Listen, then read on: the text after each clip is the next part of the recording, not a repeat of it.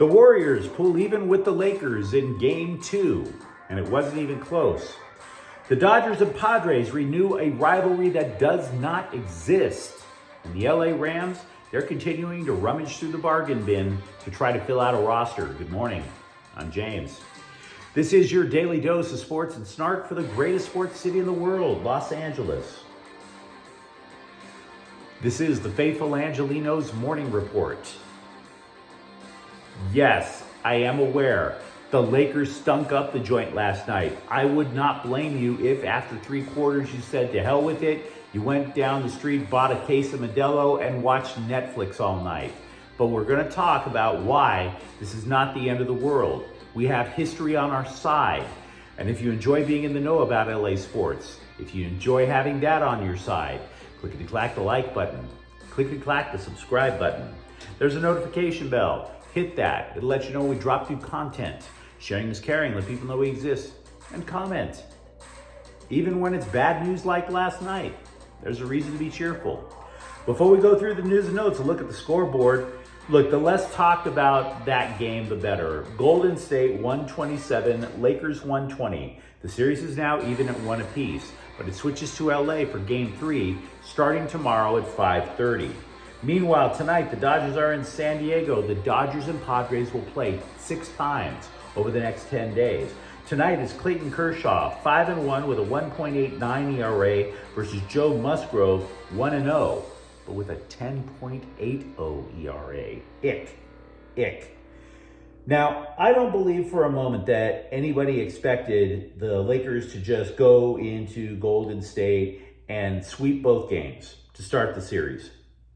And I'm also not the first guy to notice that Anthony Davis will follow up an amazing, just jaw-dropping performance by face planting the next time out. I get it.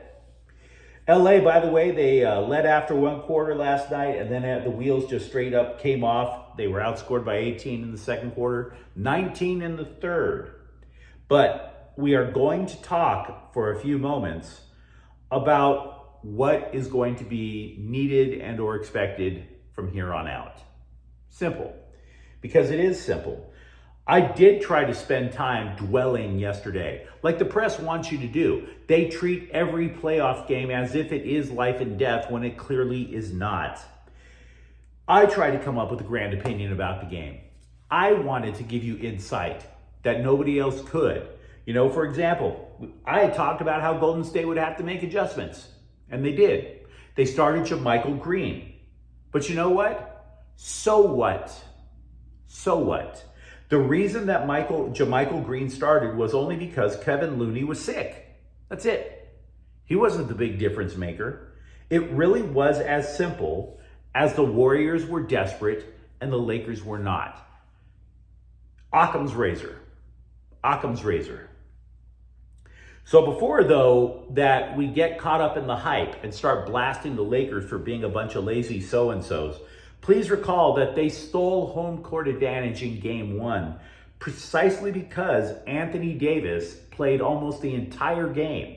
He did play the entire second half. The man took about 3 minutes off. And if you only take a moment and look at some of the photos that came out in the Lakers locker room after Game 1, you will notice that half of the roster has their feet in buckets of ice water. And it's not just Davis, it was Austin Reeves. They spent a boatload of energy to take home court advantage. That might have been their goal all along. That's why Darvin Ham was kind of grinning towards the end of the third quarter. He was like, this sucks, but hey, we got what we wanted. I am okay with that performance for a couple of reasons. One, it's happened before. The press in their hype is going to try to get you to forget that the Lakers pooped the bed in Game 2 versus Memphis. Then they came out and they held home court versus the Grizzlies. That's what needs to happen. They came out in Game 3, just obliterated the Grizzlies. The story of Game 2 was just wiped away like a rush of water going over the sand at the edge of the beach, straight up. And by the way, does anybody really think Anthony Davis is only going to have 11 points at home? Of course not. Everything changes when you get home court in the NBA playoffs. The energy level changes. The referee changes in terms of the way that they look at the calls. The Lakers in game 2 looked old, but they are not. Only LeBron James is old. And we all know what happened after somebody insinuated that he was too old. So yeah, be of good cheer. Be of good cheer. Besides, the Lakers, they won the season series 3-1. They know how to beat Golden State. Their defense is a little risky, but they still have a plan in place to beat Golden State. Also with the Lakers, by the way, Patrick Beverly says that he and Russell Westbrook both want a ring if the Lakers win the title. Now, to paraphrase the legendary NBA executive Beyonce, if you liked it, you should have put a ring on it. Why would the Lakers want to give them a ring? If they do, it's exceedingly kind. Because if you recall, Patrick Beverly's goal was to make sure the Lakers didn't make the playoffs. He said so specifically after he wound up in Chicago. You want that team to not make the playoffs, and now you want to be rewarded with a ring. Really. And as much as I appreciate Russell Westbrook, let's not go there. Let's not go there. Don't lobby for a ring when you don't want to be part of the winning team. Now, the press is really hyping a series down in San Diego that starts tonight as a rivalry. It isn't. Stop it. Dodgers-Giants, rivalry. Dodgers-Yankees, rivalry. Dodgers-San Diego. The Dodgers versus San Diego is literally like the Padres acting all swole right before a bar fight. And they're looking at the Dodgers, the ones with the pretty girl go, "What, you think you're better than me?" And it's on. That's not a rivalry. That's not a rivalry. Bar fights are stupidity played out in front of you. That's not an actual rivalry. Hatfields versus McCoys is a rivalry. And besides that, San Diego pooped the bed against the Dodgers for almost 2 decades, right? They finally won a playoff series. It disappointed us all. Now they're acting like they finally have money. Look, this is the year of the rookie in LA versus the year of the blank check in San Diego. Now, if you look at the standings, you're still being told by the national press that it's only a matter of time before the San Diego Padres just put everything together and obliterate everything in sight. Kind of like when AI finally becomes self-aware. But that may be the case with the lineup, but the Padres rotation is a dumpster fire. The rotation is at 4.5 for a team ERA. And we already mentioned that Musgrove, the starter tonight, has an ERA of 10.8. So look, I'm not into making projections. What I am saying is that the Dodgers are playing better baseball now, and that is doing so despite the fact that they don't have a complete team either. They were the ones missing a 5th starter for the first month, going down to as many as 4 different names to being a 5th starter. They are the ones who don't have a shortstop at the moment because of what happened with Gavin Lux. Who's playing? Is it going to be Chris Taylor? Is it even going to be Mookie Betts? Right?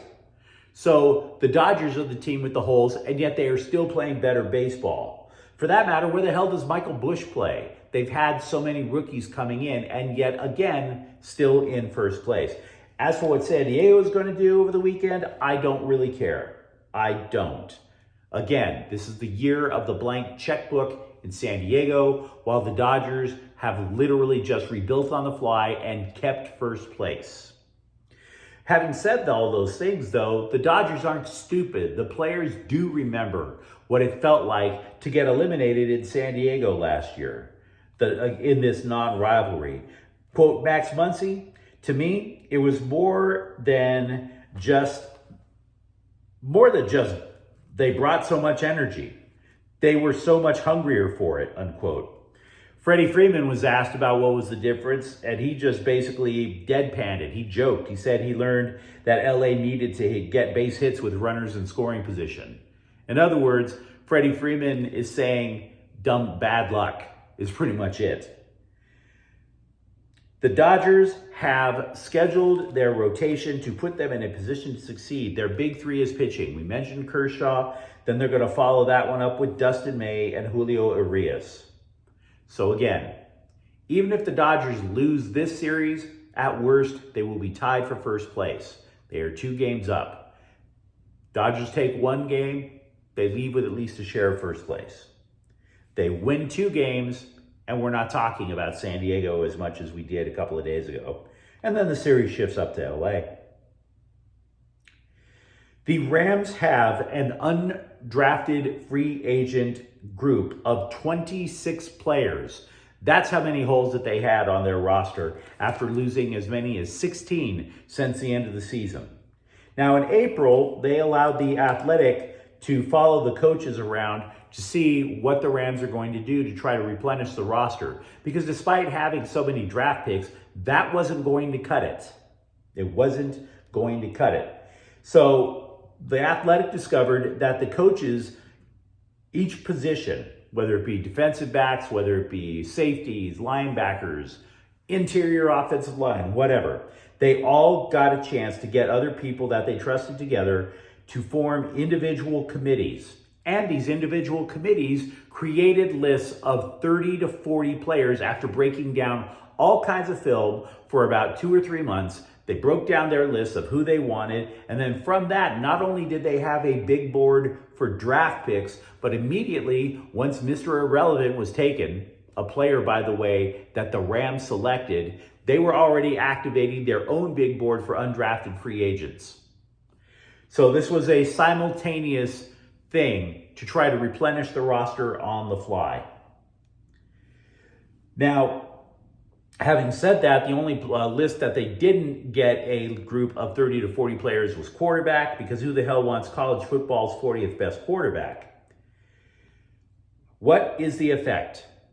Honestly, bodies, that's it. Because I was reading the report, and they did mention that out of all the undrafted free agents that the Rams have acquired over the last couple of years, the only one who really made an impact of any sort was second-year safety Russ Yeast. Who remembers Russ Yeast? Exactly. So the Rams do their work to fill the roster, but that doesn't necessarily mean that it's going to be a good roster. We just have to basically prepare. We've been talking about this for months. The Rams are basically keeping the foundation and trying to see what they can do to have a boatload of cap space ready on hand next year with a full load of draft picks to try to rebuild on the fly. The Athletic pushed USC up to number 4 in its preseason college football rankings. It is all based, every last bit of it is all based on how LA, or I should say Lincoln Riley, rated the transfer portal, including defensive upgrades at linebacker with Mason Cobb, lineman Anthony Lucas, Jack Sullivan, Keon Bars, and Bear Alexander. So once again, there is a USC hype train. We'll have to actually see how this pans out, because obviously Lincoln Riley knew what to do on the offense. Nobody's convinced that Alex Grinch knows what to do on defense. The Galaxy. Stop me if you've heard this before. Douglas Costa is out for a month. Who knew? We all knew. The man missed the entire first month of the regular season in the first place. That didn't even have to do anything with injuries. He missed big chunks of last year for stupidity. The guy got a red card in one of the first games that he managed to get in this year. So yeah, they're claiming that it's a knee injury. We just got to be real with ourselves. The guy just doesn't want to play. He just doesn't want to play. I just think he looked at the Galaxy as a welfare check going out the door of his career. Straight and simple. Also, by the way, for the Galaxy and LAFC, 3 MLS teams are among the top 20 most valuable in the world, according to a group called Sportico. LAFC is the 16th most valuable sporting club in the world. LA Galaxy is 17th. People are flabbergasted about that. They don't want to believe it. Maybe it's true, maybe it's not, but I tell you why I would put some stock into it. They're in Los Angeles. Look, you always hear about how lovely Europe is. And I'm sure it is lovely. I went to Ireland, was enchanted by the Irish, love Ireland. You can imagine how London would be valuable. You can imagine how Madrid would be valuable. Los Angeles is valuable too. There's a reason why a bunch of teams are in LA.